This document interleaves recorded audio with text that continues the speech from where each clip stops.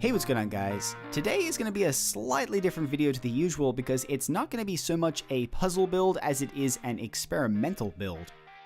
In one of my previous videos I made an edge-turning pyraminx out of a 3x3, and in that video I had to remove the corner piece from the center of the faces by drilling a hole directly through the center of that piece. What that does is it removed it from the exterior of the puzzle and it made it so that you couldn't see it in the final result, which is exactly what I wanted. If you're unclear on how this works, I'll leave a link to a video explaining the entire process in the description of this video. But anyways, the solution to that problem gave me an idea of another puzzle that I could build, and I really wanted to try it. Although before I even started, I knew I wasn't going to be able to complete it because I was missing a very key component, but I still wanted to explore it in depth, so I figure it was worth a video. So today I'm going to be making a 3x3 void octahedron. The building process for this puzzle was fairly straightforward, nothing out of the ordinary. I was going to cut all the pieces and then I was going to fill them all and then sand them down into the right shape. The idea here was I was going to be using the holes in the corner pieces to make the void puzzle. To start this puzzle off, I took the center caps off of the 3x3 and then I tightened it up so that it wouldn't turn, and after I did that I took it over to my bandsaw.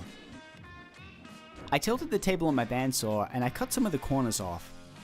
I actually really like how this puzzle looks with only a few of the corners cut off, and I might revisit a different kind of shape mod involving just a few corners cut off a little later on. I cut the rest of the corners off, and now that I was done, it was time to disassemble the puzzle and fill all of the pieces. I got the epoxy sculpt out and I mixed it up and I filled all of the pieces, and then I left them to cure. After everything was cured, I reassembled the puzzle, and now it was time to sand everything down into the shape of an octahedron. Now it's important to note here that I wasn't going to be extending any of the pieces. This entire octahedron was going to be built simply by filling the pieces and then sanding everything down.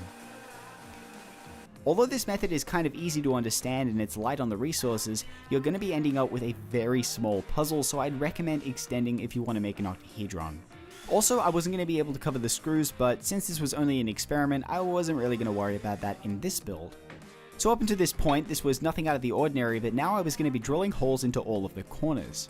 Because these pieces are so small, it was going to be very difficult for me to hold on to them while I was drilling into them, and so I decided to make a jig out of a piece of wood that I had lying around, and then I set that up on my drill press so that I could drill each of the pieces individually. And after that was done, I reassembled the puzzle, and here it is, the void octahedron is somewhat complete. Now as you can see here, the main problem with this puzzle is that the core is visible through the holes in the corners. Now if I shine the light on my phone in here, you can see the core very easily, but I happen to know that if I was able to make a spherical core and drill holes directly through all of the holes in the corners, I would be able to make a properly void puzzle. So this is the only thing holding up this project, and it's something that I'm definitely going to revisit at a later time and try and figure out how I can make a stronger core that is thicker and has enough room to make holes to drill straight through so that I can make this a proper void puzzle. But for now, it's still a concept that works, and it works pretty well. So I encourage you guys to give this puzzle a try and maybe experiment on it yourselves and see if you can make one before I do. But anyways, thank you guys for watching, and I'll see you all next time.